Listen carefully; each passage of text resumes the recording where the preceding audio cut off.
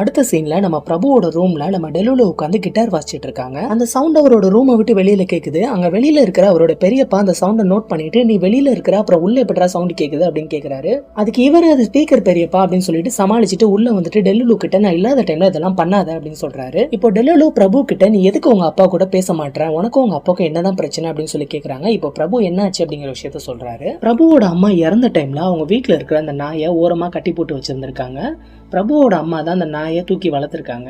அதனால அந்த நாய் குலைச்சுக்கிட்டே இருந்திருக்கு. இதை பார்த்த பிரபுவோட அப்பா கோவத்துல அந்த நாயை வெளியில எடுத்துட்டு போய் கட்டி போடுங்க அப்படின்னு கத்திருக்காரு. இதை பார்த்து நம்ம பிரபுவுக்கும் கோவம் வந்துருச்சு. உடனே அவர் அந்த நாயை எடுத்துட்டு போய் வீட்டுக்கு பின் பக்கமா கட்டி போட்டுட்டாரு. அந்த கேப்ல அவங்க அம்மாவோட பாடியை தூக்கிட்டும் போயிட்டாங்க. சோ கடைசி டைம்ல பிரபுவாலையும் சரி அந்த நாயாலையும் சரி அவங்க அம்மாவை பார்க்க முடியல. அன்னையில இருந்தே பிரபு அவங்க அப்பா கூட பேசுறதை நிப்பாட்டிட்டதா சொல்றாரு. இப்போ அதுக்கு டெல்லுலு அதெல்லாம் முன்னாடியே முடிஞ்சு போச்சு. இப்போ உங்க அப்பாவுக்கு அந்த நாயை உன்னை விட அதிகமா பிடிச்சிருக்கு, அப்புறம் ஏன் நீ இன்னும் அவர் கூட பேச மாட்டேற, நீ பேசு அப்படின்னு சொல்றாங்க. அவரும் சரி ஓகேன்னு தலையாட்டுறாரு. இந்த டைம்ல கரெக்டா நம்ம பிரபுவோட பெரியப்பா ரூம்குள்ள வந்துடுறாரு. உடனே பிரபு காதுல ஹெட்போனை மாட்டிட்டு போன்ல பேசுற மாதிரி ஆக்ட் பண்ண ஆரம்பிச்சிருக்காரு.